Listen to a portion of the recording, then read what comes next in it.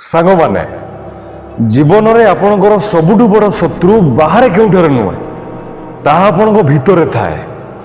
ଆଉ ସେଇ ଶତ୍ରୁ ହେଉଛି ଏଇ ଭାବନା କି ମୁଁ କରିପାରିବିନି।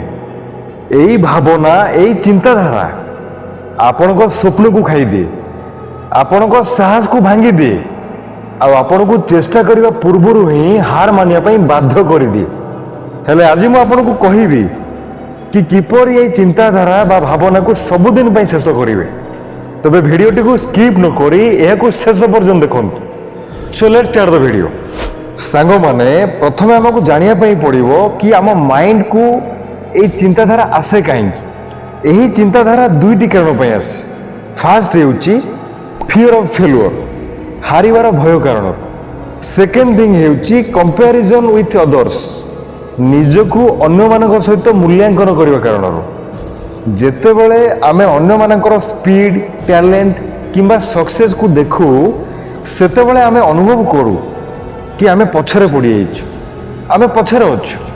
किंतु सत हेउची एया कि प्रत्येक लोकंकर निजर गोटे निजस्व समय और निजस्व रास्ता थाए।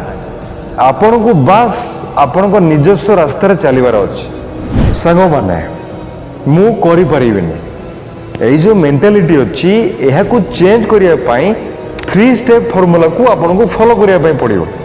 Step 1 mind prove method. Mind को प्रूव दरकार।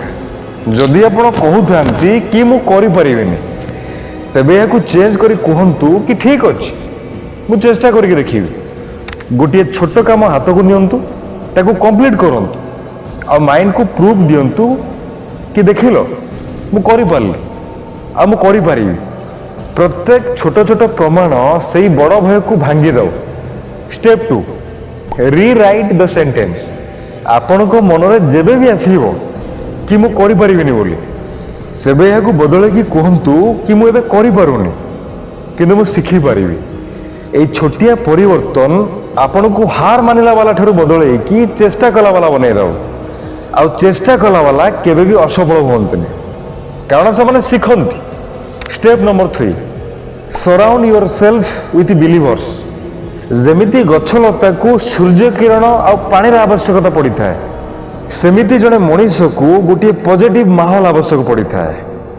जो माने आपण को ऊपर भरोसा विश्वास करंत, आपण को मोटिवेट करंत, आपण सेई मानक सहित रुहंत। नेगेटिव लोक मानक ठारू डिस्टेंस मेंटेन करंत, नचेत सेमानक हाबिट आपणक हाबिट रे परिणत हो। सांग माने मन रखंतु, जो कथा गुड़िक आपण निज द्वारा करंत ताहा ही आपणकर प्रकृत परिचय बनै थाए। जदि आपण निजको प्रत्येक दिन दुर्बल बोली भाबिबे अबा कहिबे तो आपण सतरे दुर्बल हो जिवे। किंतु जदि आपण निजको कहिबे कि मु चेष्टा करिबी आ शिखिबी, तेबे आपण विजयर रास्ता रे चलिबा आरंभ करिवे।